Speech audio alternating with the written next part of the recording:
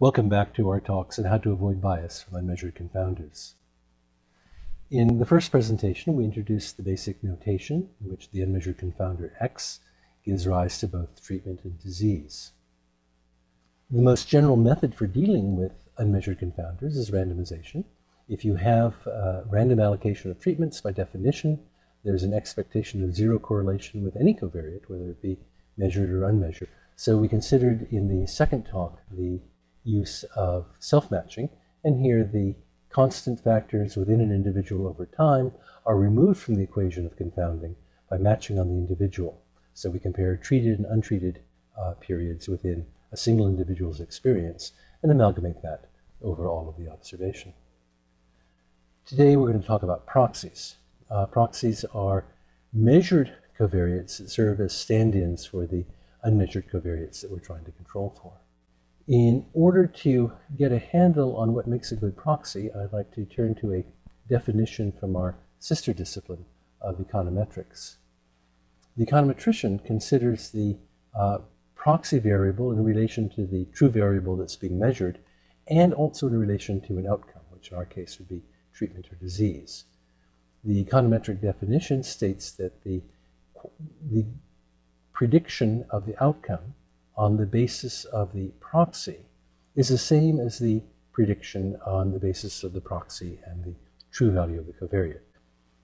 This definition applies when the proxy, the unmeasured covariate, and the outcome are multidimensional, so you could have vectors with several values of each, and we could still examine whether or not the proxies collectively are sufficient for the unmeasured covariates collectively.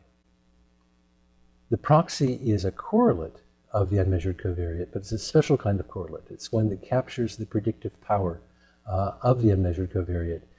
In a sense, you can think of every measurement as a proxy for some sort of physical reality.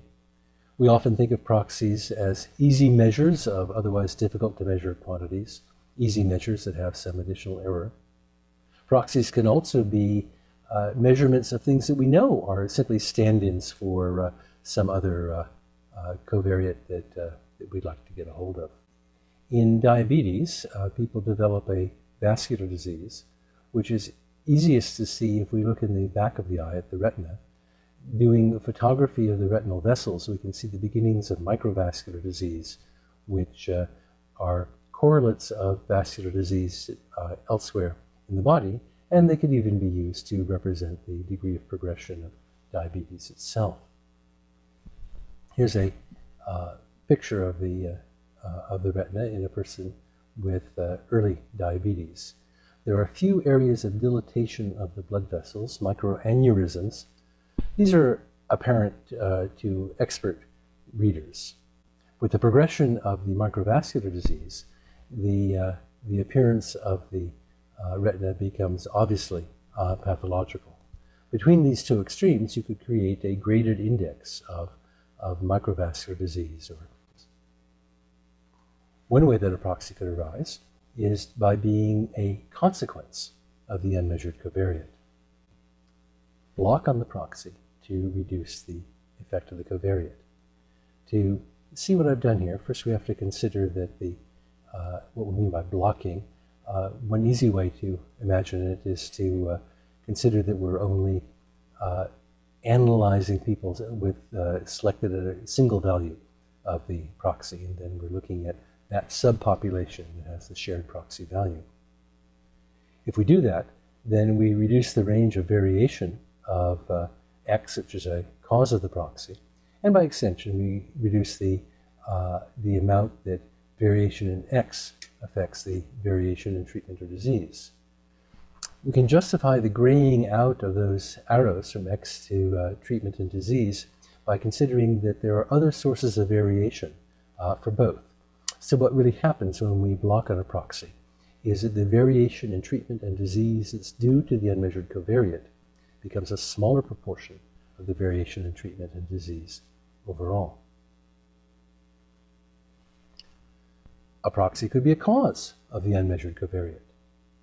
In that case, if we block on the proxy, we reduce the variation in the unmeasured covariate, and thereby reduce the amount by which the unmeasured covariate affects variation in the treatment and disease. That is to say, we reduce its confounding effect.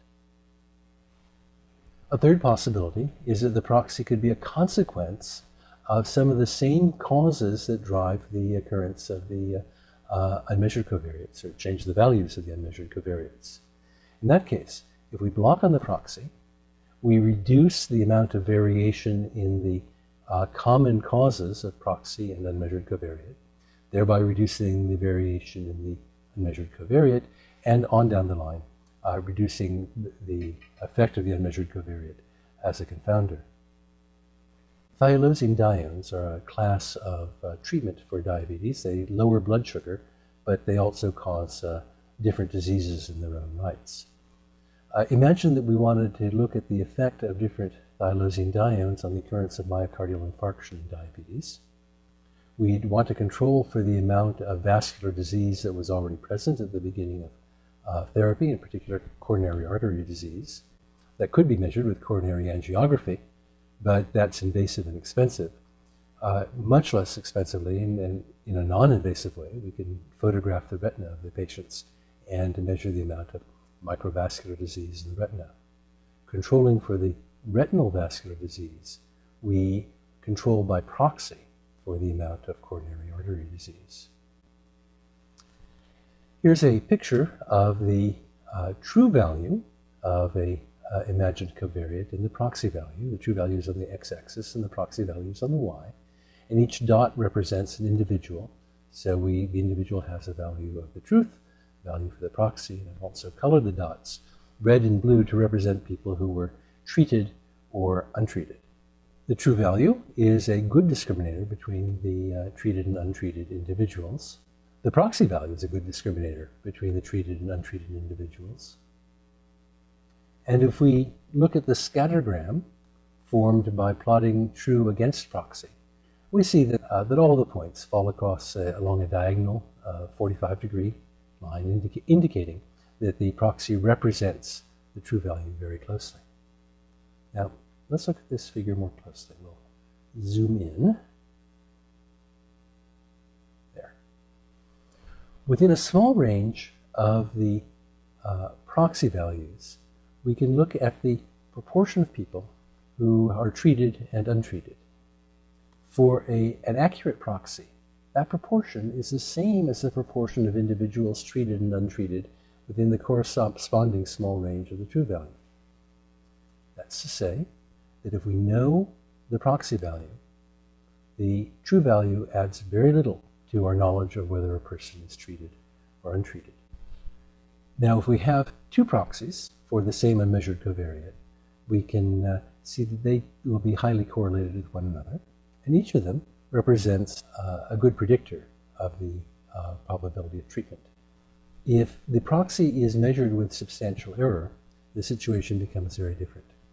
Here we've plotted a less accurate proxy against a true value. You can still see a correlation, and in fact, looking at this scattergram, you'd say it was pretty high correlation between the proxy and the true value. But if you look to the sides, you'll see that the amount of discrimination that's associated with the proxy, the discrimination for treated versus untreated, is very much poorer than it is with the true value. If we were to take two proxies, each measured with substantial error, we would see that there was still an apparent correlation, and that despite that, both proxies were rather poor measures, poor discriminants of treatment versus non-treatment. Now, it turns out in the situation of independent proxy measures of the underlying true value that there is a function of them which discriminates treatment better than either one of those does alone. I've marked it here as a straight line on this scattergram. Above and below the straight line gives you a better discrimination of treatment than you could get from either of the proxies. Well, let's go back to that textbook definition from the econometricians.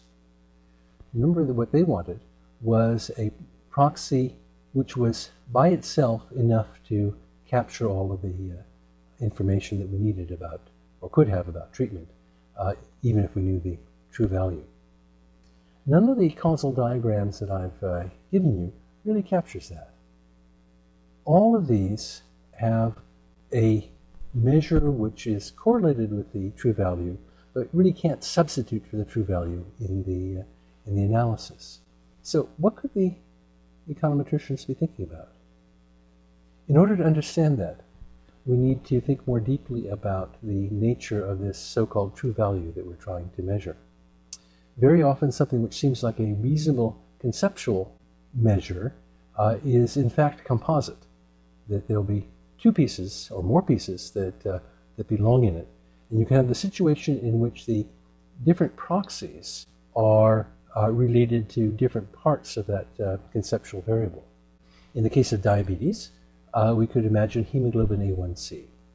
Hemoglobin A1C is a blood measure which tells you about the average levels of blood sugar over the last 3 months or so, and it could well be thought of as a proxy for severity of diabetes.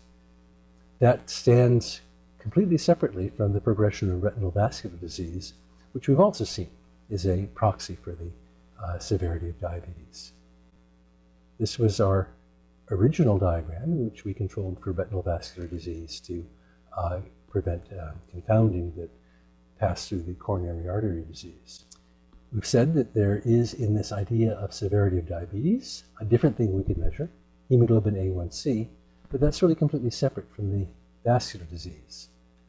That means that if we controlled for hemoglobin A1C, as opposed to controlling for retinal vascular disease, we would lose our control over the confounding. We would have a situation where we controlled for a proxy for diabetes, but had no control over the confounding effect of diabetes. Put into a graph, if we've got two proxies that correspond to different components of an underlying and unmeasured health state, you could well have a situation like this in which there's no correlation whatsoever between the proxies.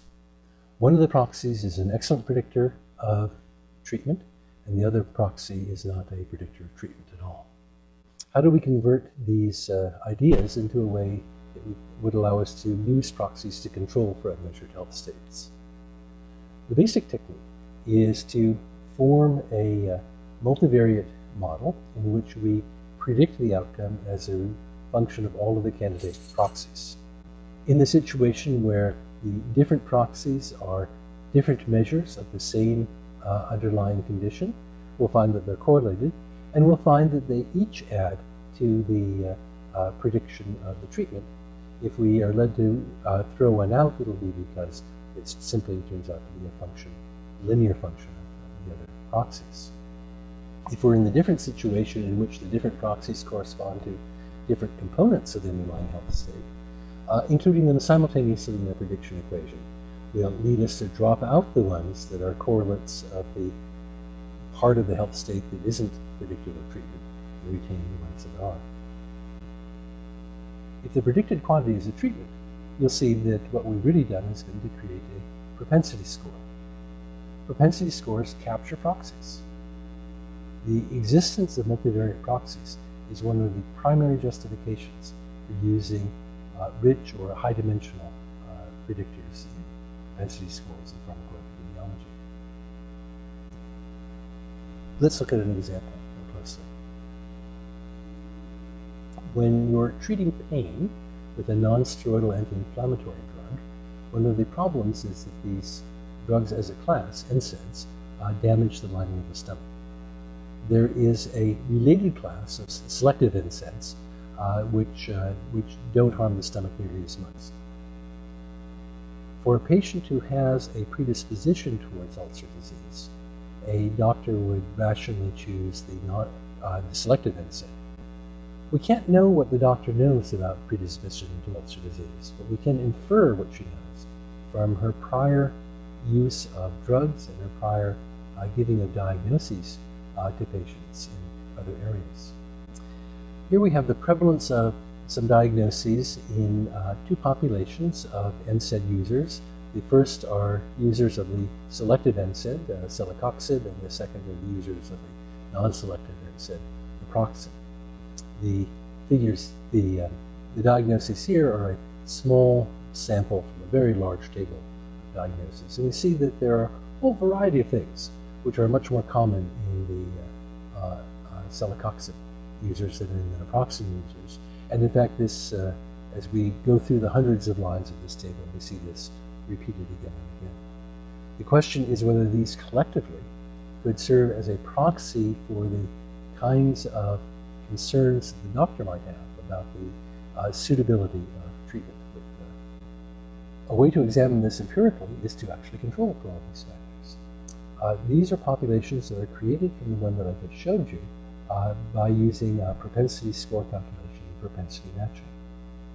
And we can see that it's possible with this very large population to very closely balance on all of the various factors that are, seem to be associated with celecoxib use. We have a condition in which we know that there's confounding based on physicians' judgment and understanding, which we can't measure directly. What we can measure are what seem to be a whole host of correlates of that. And we can block on it here through matching the propensity scores. If you look at the rates of hospitalization for peptic ulcer and bleeding in these populations, we see that the risk in the celecoxib users is about half of the risk in the naproxen users. This is exactly what you would have predicted on the basis of the trials. It's not at all what you would have seen if you hadn't controlled for all these other factors. We have here empirical demonstration of control for many, many factors other than doctors' knowledge of risk for peptic ulcer disease appears to have nonetheless controlled for that knowledge or the confounding introduced by that knowledge.